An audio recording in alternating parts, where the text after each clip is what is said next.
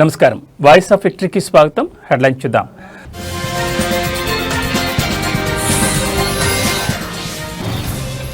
అనంతపురంలో ఎన్టీఆర్ భరోసా పెన్షన్ల పంపిణీ పాల్గొన్న జిల్లా కలెక్టర్ డాక్టర్ వినోద్ కుమార్.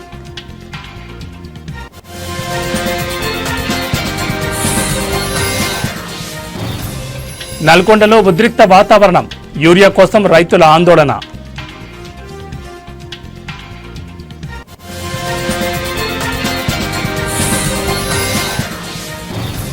నాలుగేళ్లు తెలంగాణలో చదివితేనే లోకల్.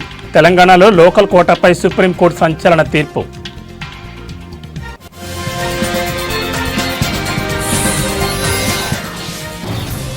ఆర్టీసీ డ్రైవర్ల సెల్ ఫోన్ వాడకంపై నిషేధం నేటి నుంచి 11 డిపోల్లో అమలు.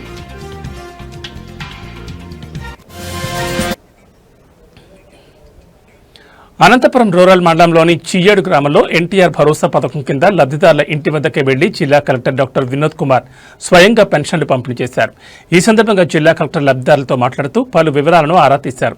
సచివాలయ ఉద్యోగులు ప్రతి నెల ఇంటి వద్దకే వచ్చి పెన్షన్లను పంపిణీ చేస్తున్నారా? ప్రభుత్వం ఇచ్చిన పెన్షన్ డబ్బులు సరిపోతుందా? మీకు ఉపయోగపడుతోందా? ఎందుకు ఉపయోగించుకుంటున్నారు? ఇందులో పొదుపు ఏమైనా చేస్తున్నారా అంటూ పలు వివరాలు జిల్లా కలెక్టర్ అడిగారు.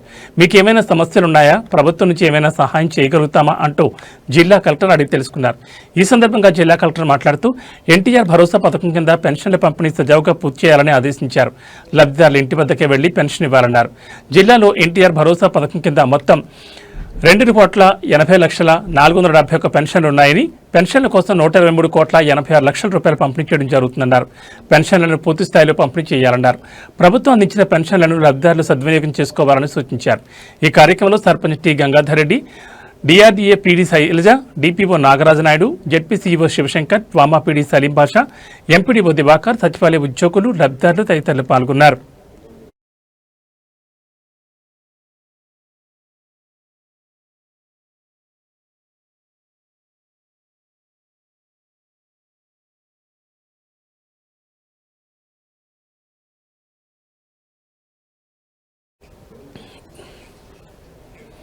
ఉమ్మడి వరంగల్ జిల్లా ఉద్యోగ సంఘాల ఆధ్వర్యంలో హనుమకొండలోని అంబేద్కర్ విగ్రహం నుంచి వరంగల్, హనుమకొండ జిల్లాల కలెక్టరేట్ల వరకు ఉద్యోగులు భారీ ర్యాలీ నిర్వహించారు.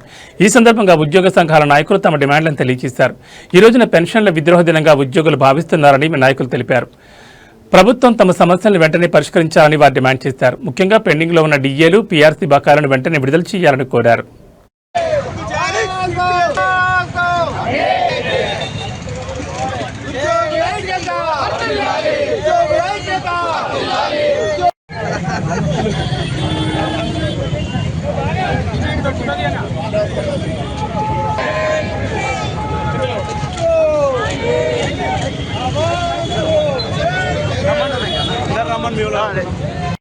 ఎన్నో సంవత్సరాల నుంచి మరి ఈ దేశంలో ఉద్యోగులకు పెన్షన్ అనే సౌకర్యాన్ని ఉన్నది.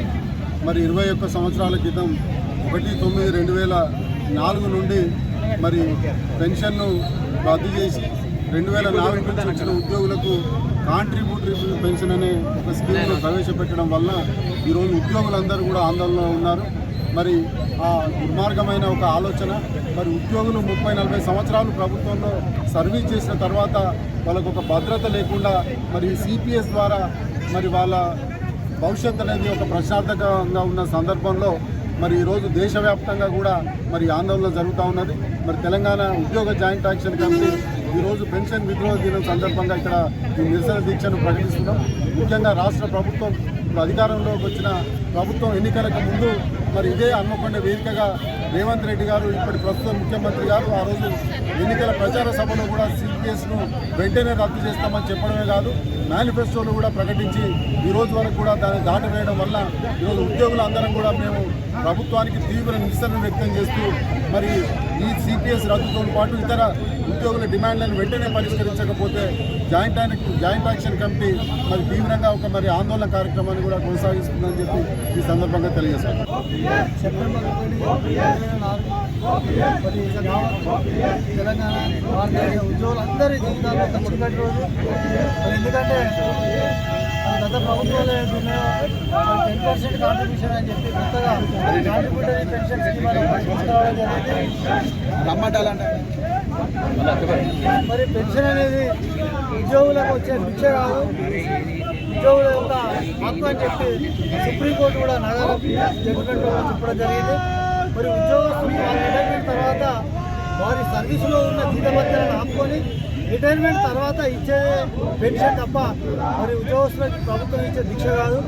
మరి ఈ ప్రభుత్వం కూడా మేనిఫెస్టోలో పెట్టింది. మరి ప్రభుత్వం రాగానే పెన్షన్ సిపిఎస్ రద్దు చేస్తాం, ఓపీఎస్ తీసుకొస్తామని చెప్పి గౌరవ ముఖ్యమంత్రి గారు మేనిఫెస్టో జరిగింది. మరి దానిలో భాగంగానే ఈరోజు మా రాష్ట్ర జేఏసీ అధ్యక్షులు మారా జగదీశ్వర్ గారు, మరి సెక్రటరీ జనరల్ 33 జిల్లా కేంద్రాలలో కూడా ఉద్యోగ ఉపాధ్యాయ కార్మిక దేశాధికారుల పక్షాన మరి ముఖ్యంగా ఇక్కడ వరంగల్ హన్మకొండ ఉమ్మడి జిల్లాల జేఏసీ పక్షాన కూడా పెద్ద ఎత్తున కార్యక్రమాలు తీసుకోవడం జరిగింది. దీని తర్వాత మధ్యాహ్నం 3 గంటలకు మరి ఆర్టీసీ కళాతోరణంలో కూడా పెద్ద ఎత్తున మా రాష్ట్ర నాయకత్వం కార్యక్రమం తీసుకున్నది. మేము ఈ సందర్భంగా గౌరవ ముఖ్యమంత్రి గారు ఒకటే కోరుతున్నాం, వెంటనే సిపిఎస్ రద్దు చేయాలి. అదేవిధంగా మా ఉద్యోగులకు రావాల్సిన పిఎల్ కానీ, పిఆర్సీలు కానీ, బిహెచ్ఎస్ కానీ, బిల్డింగ్ బిల్స్ కానీ, మా రిటైర్మెంట్ అయిన ఉద్యోగులు కూడా దాదాపు 20 నెలల నుండి ₹1 కూడా పెన్షన్ తప్ప ₹1 రాకుండా కూడా వాళ్ళు నిరాశ తీసుకున్నారు. రాజమండ్రి ప్రభుత్వాసుపత్రిలో హెడ్ నర్స్గా పనిచేసి ఉద్యోగ విరమణ చేసిన మాజీ ఎంపీ జీవి హర్షకుమార్ సతీమణి శ్రీమతి సరళకుమారికి ఘన సత్కారం జరిగింది. రాజమహేంద్రవరంలోని ప్రకృతి వేదిక ఫంక్షన్ హాల్లో జరిగిన కార్యక్రమంలో పలువురు ప్రముఖులు ఆమెను సత్కరించి శుభాకాంక్షలు తెలిపారు. ఈ కార్యక్రమంలో అనపర్తి ఎమ్మెల్యే నల్లమేలి రామకృష్ణారెడ్డి, అనపర్తి నియోజకవర్గం తెలుగుదేశం పార్టీ పరిశీలకులు ఆకుల రామకృష్ణ, తూర్పుగోదావరి జిల్లా తెలుగుదేశం పార్టీ సాంస్కృతిక విభాగం అధ్యక్షులు సత్తి దేవదానాబాబా తదితరులు పాల్గొన్నారు.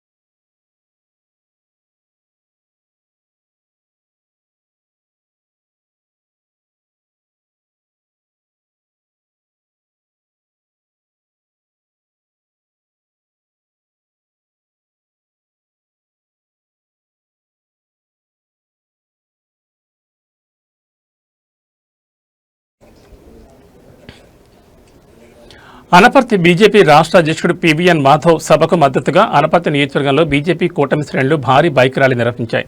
స్థానిక ఎమ్మెల్యే నల్లమేలి రామకృష్ణారెడ్డి నేతృత్వంలో వందలాది బైకులతో కార్యకర్తలు ఈ ర్యాలీలో ఉత్సాహంగా పాల్గొన్నారు. ఎస్టీ రాజాపురం నుంచి రాజమండ్రిలోని వై జంక్షన్ వరకు ఈ బైక్ ర్యాలీ కొనసాగింది. ఈ సందర్భంగా బీజేపీ శ్రేణులు బలమైన భారత్, బలమైన బీజేపీ అంటూ నినాదాలతో హోరెత్తించారు. ఎమ్మెల్యే నల్లమేలి మాట్లాడుతూ ప్రధాని నరేంద్ర మోడీ నాయకత్వంలో భారతదేశం అతి త్వరలోనే ప్రపంచాన్ని శాసించే స్థాయికి చేరుకుంటుందని అన్నారు. ప్రతి ఒక్క పౌరుడు మోడీ నాయకత్వానికి, బీజేపీ ఎన్డీఏ కూటమికి అండగా నిలబడాలని ఆయన పిలుపునిచ్చారు.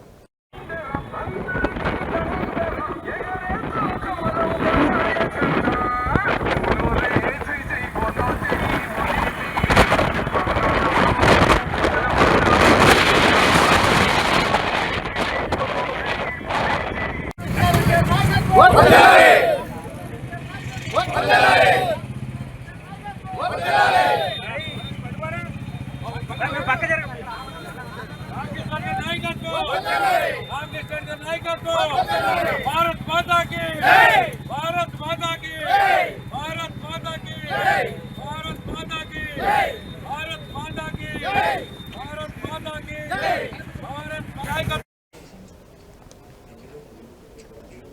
7 ఏళ్ల పాటు కనిపించని వ్యక్తిని చనిపోయినట్లుగా పరిగణించి వారి వారసులకు ఉద్యోగం ఇవ్వాలని తెలంగాణ హైకోర్టు కీలక తీర్పును వెలువరించింది. ఈ మేరకు ఇండియన్ బ్యాంకు ఆదేశాలు జారీ చేసింది. వారికి రావాల్సిన పదవీ తొలగింపు ప్రయోజనాలు చెల్లించాలని ఖమ్మం చెందిన వనపట్ల సుగుణ పిటిషన్పై జస్టిస్ నగేష్ భీమపాక ఈ ఆదేశాలు ఇచ్చారు.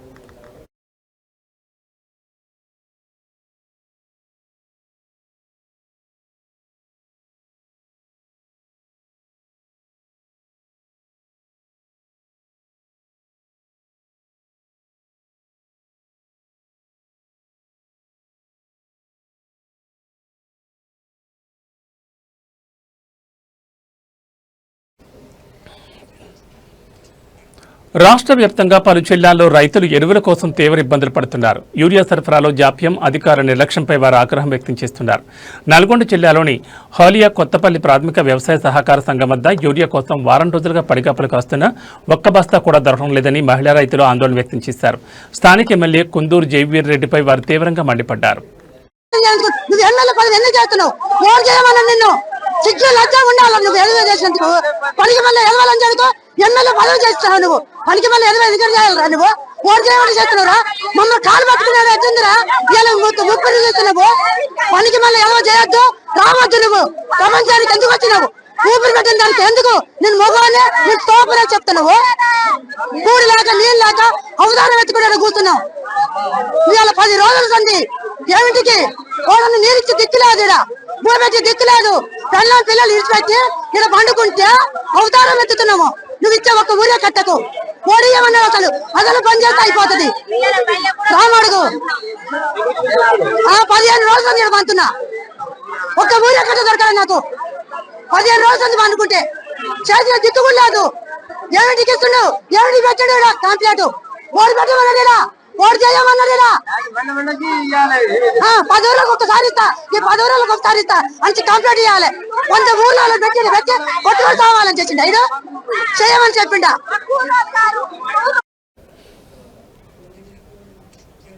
తెలంగాణలో లోకల్ కోటా కింద ఉన్నత విద్య అభ్యసించాలని అనుకుంటున్నారా? అయితే ఒక్క క్షణం ఆగండి. స్థానిక అంశంపై సుప్రీంకోర్టు సంచలన తీర్పునిచ్చింది. తెలంగాణలో వరుసగా 9, 10, 11, 12 తరగతులు చదివితేనే లోకల్ అంటూ స్పష్టం చేసింది. అయితే ఈ రూల్స్లో ప్రభుత్వ ఉద్యోగుల పిల్లలకు మాత్రం మినహాయింపు ఉంటుందని షరతు పెట్టింది సుప్రీంకోర్టు. లోకల్ రిజర్వేషన్ అంశంపై తెలంగాణకు ఊరట కలిగించేలా సుప్రీంకోర్టు కీలక తీర్పునిచ్చింది. వరుసగా 4 ఏళ్లు అంటే 9, 10, 11, 12 తరగతులు తెలంగాణలో చదివితేనే స్థానికుడిగా పరిగణించాలని స్పష్టం చేసింది. అయితే ప్రభుత్వ ఉద్యోగుల పిల్లలకు మాత్రం మినహాయింపు ఇచ్చింది. స్థానికత అంశంలో రాష్ట్ర ప్రభుత్వం జారీ చేసిన జీవో నెంబర్ 33కి అత్యున్నత న్యాయస్థానం పూర్తిస్థాయి మద్దతు తెలిపింది.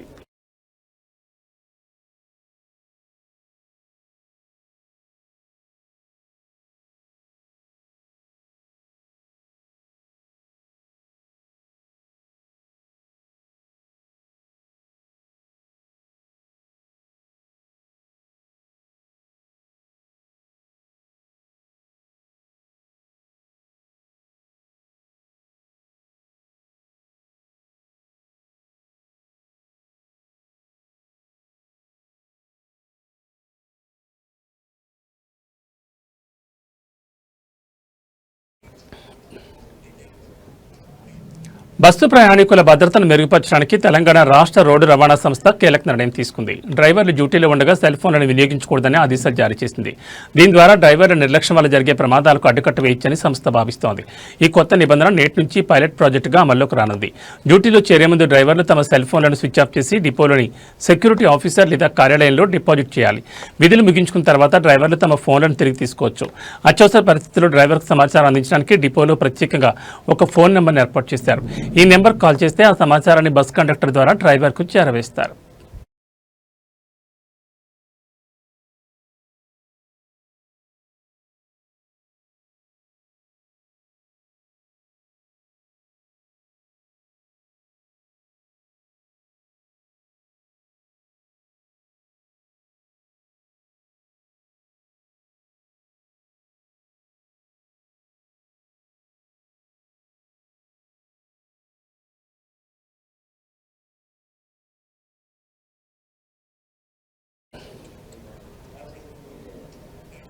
కేంద్ర దర్యాప్తు సంస్థ సిబిఐ పరిధిలో ఉన్న 7,072 అవినీతి కేసుల విచారణ పలు కోర్టుల్లో పెండింగ్లో ఉందని కేంద్ర నిఘా కమిషన్ సివిసి వార్షిక నివేదిక వెల్లడించింది.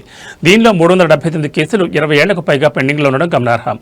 విడుదల చేసిన ఈ నివేదిక ప్రకారం గత ఏడాది డిసెంబర్ 31 నాటికి 1,506 కేసులు 3 ఏళ్లలోపు పెండింగ్లో ఉన్నాయి. ఇది ఎంతగానో ఆందోళన కలిగించే విషయమని పేర్కొంది.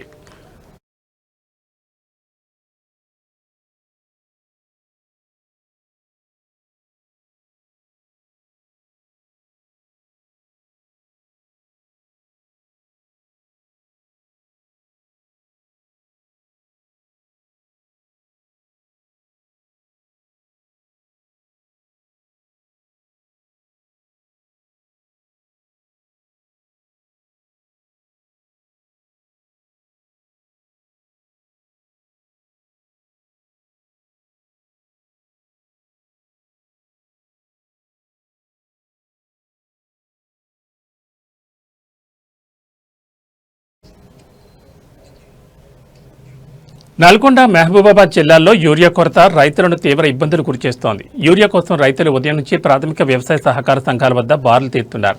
నల్గొండ జిల్లాలోని నాగార్జునసాగర్ మండలం కొత్తపల్లి గ్రామంలోని ప్రాథమిక వ్యవసాయ సహకార సంఘం వద్ద రైతులు భారీ క్యూ లైన్లలో గంటల తరబడి ఎదురుచూస్తున్నారు. యూరియా పంపిణీలో జాప్యం జరుగుతోందని రైతులు ఆవేదన వ్యక్తం చేశారు. మహబూబాబాద్ జిల్లాలోని కేసముద్రం మండల కేంద్రంలో రైతులు పోలీస్ స్టేషన్ ముందు ఆందోళన చేపట్టారు. యూరియా సరఫరాలో జాప్యం జరుగుతోందని వెంటనే యూరియా ఇవ్వాలని డిమాండ్ చేస్తూ నినాదాలు చేశారు.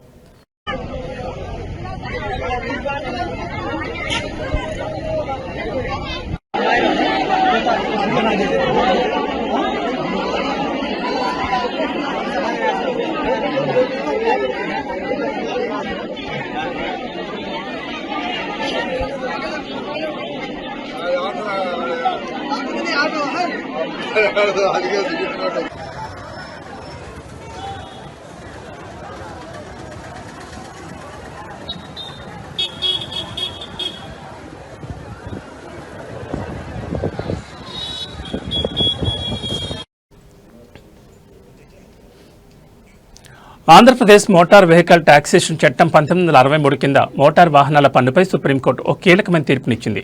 పబ్లిక్ ప్లేసెస్, ప్రభుత్వ మౌలిక సదుపాయాలపైన రహదారులు, జాతీయ రహదారులలో వాహనం నడపకుండా ప్రైవేట్ స్థలాలకే పరిమితమైతే పన్ను కట్టాల్సిన అవసరం లేదని కోర్టు తెలిపింది. రాష్ట్రీయ ఇస్పాత్ నిగమ్ లిమిటెడ్కు రవాణా సేవలు అందిస్తున్న ఒక సంస్థ కేసులో ఈ తీర్పు వెలువడింది.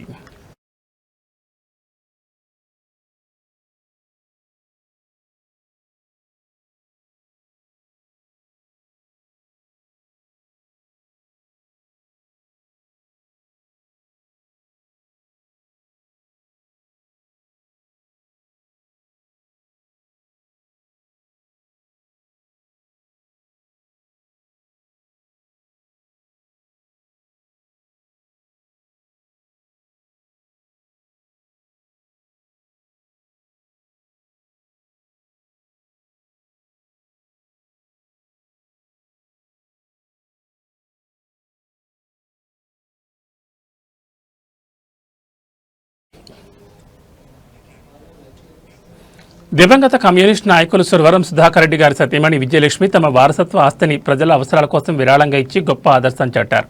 4.5 ఎకరాల భూమిని ప్రజా యువజన అవసరాలకు ఇవ్వడం ద్వారా కమ్యూనిస్ట్ సిద్ధాంతాలు కట్టుబడి ఉన్నారని నిరూపించారు. సురవరం సుధాకర్ రెడ్డి జీవితం ఎల్లప్పుడూ ప్రజాసేవకి అంకితమైంది. ఆయన బతుకున్నప్పుడు ప్రజల కోసం నిరంతరం శ్రమించారు. మరణానంతరం ఆయన దేహాన్ని వైద్య విద్యార్థుల పరిశోధనల కోసం దానం చేశారు. ఇప్పుడు ఆయన సతీమణి విజయలక్ష్మి తనకున్న ఆస్తిని కూడా ప్రజలకే అంకితం చేశారు. ప్రత్యేకించి యువజనుల కోసం దాన్ని కేటాయించాలని చెప్పి మేము అనుకున్నాం. అక్కడ వీలైన మేరకి అక్కడ ఏమన్నా డిగ్రీ కాలేజ్ పెట్టడానికి ప్రయత్నం చేస్తే బాగుంటుందని, లేకపోతే ఏదైనా స్పోర్ట్స్ స్టేడియం లాంటివి ఏమైనా పెట్టడానికి చేస్తే బాగుంటుందని. ఎందుకంటే మహబూబ్ నగర్ జిల్లా ఈ చివరికి వచ్చే వరకు ఈ ప్రాంతంలో డెవలప్మెంట్ అనేది చాలా తక్కువగా ఉంది. గద్వాల్ వచ్చి అది బార్డర్ ఏరియా. ఈ బార్డర్ ఏరియాలో ఉమ్మడి నల్గొండ జిల్లాలో కూడా ఈ బార్డర్ ఏరియాలో డెవలప్మెంట్ అనేది మరీ తక్కువగా ఉంది. కాబట్టి యూత్ స్టూడెంట్స్ కు ఉపయోగపడే విధంగా, ఎందుకంటే వాళ్ళు కనుక చదువుకోగలిగితే, వాళ్ళు అభివృద్ధి చెందితే మొత్తం సమాజానికి ఉపయోగపడుతుంది. కాబట్టి అటువంటిది కూడా ఆలోచించాలని చెప్పి కోరుకుంటూ,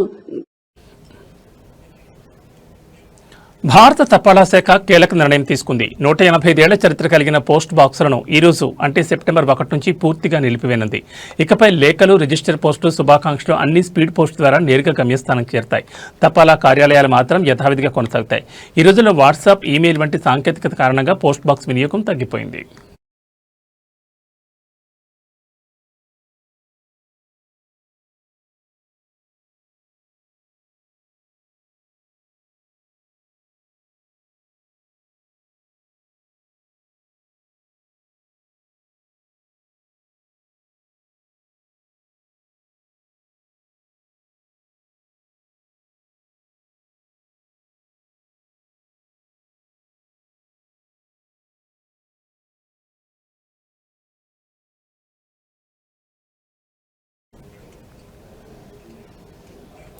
ప్రధాని నరేంద్ర మోడీ ప్రసంగించే మన్ కీ బాత్ కార్యక్రమాన్ని అనపర్తి ఎమ్మెల్యే నల్లమిల్లి రామకృష్ణారెడ్డి రాజమహేంద్రవరంలో తిలకించారు. తాడితోట 14 వార్డులో నివాసం ఉంటున్న ఆటో డ్రైవర్ బీజేపీ కార్యకర్త ఎస్వీవి సత్యనారాయణ ఇంట్లో ఆయన ఈ కార్యక్రమాన్ని వీక్షించారు. ఈ కార్యక్రమంలో నల్లమిల్లితో పాటు తూర్పుగోదావరి జిల్లా బీజేపీ అధ్యక్షులు Pikki Nagendra, Rajamahendravaram city assembly BJP convener Rangababu, ఇతర పార్టీ నాయకులు, కార్యకర్తలు పాల్గొన్నారు. ప్రధాని మోడీ ప్రసంగాన్ని శ్రద్ధగా వింటూ వారు ప్రస్తుత దేశ పరిస్థితులపై చర్చించారు. ప్రజలతో మమేకమై వారి అభిప్రాయాలు తెలుసుకునేందుకు ఈ కార్యక్రమం ఒక మంచి వేదిక అని నాయకులు అభిప్రాయపడ్డారు. जर्मनी के खिलाड़ी को प्रेरित कर गया, ये कौन सा विषय था? मैं आपको याद कराता हूं, मैंने पॉडकास्ट में बातों में दरअसल 2 साल पहले मैं शहरोल गया था, वहां के फुटबॉल प्लेयर से मिला था. पॉडकास्ट के दौरान एक सवाल के उत्तर में मैंने शहरोल के फुटबॉल खिलाड़ियों का भी जिक्र किया था. यही बात जर्मनी के फुटबॉल खिलाड़ी और कोच डिटमार बायर्सडॉर्फर ने भी सुनी. शहडोल के युवा फुटबॉल खिलाड़ियों ने देशों का ध्यान अपनी ओर आकर्षित कर दिया. अब जर्मनी के इस कोच ने शहडोल के कुछ खिलाड़ियों को पेशकश किया. इसके बाद मध्य प्रदेश की सरकार ने भी उनसे संपर्क किया. जल्द ही शहडोल के हमारे कुछ युवा साथी ट्रेनिंग कोर्स के लिए जर्मनी जाएंगे करते हैं कि जब समय मिले आपको बहुत बड़ी प्रेरणा.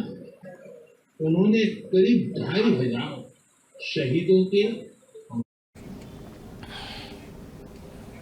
ఏవీ బులెటిన్ అప్డేట్స్ మరిన్ని అప్డేట్స్తో మళ్ళీ కలుద్దాం. నమస్కారం.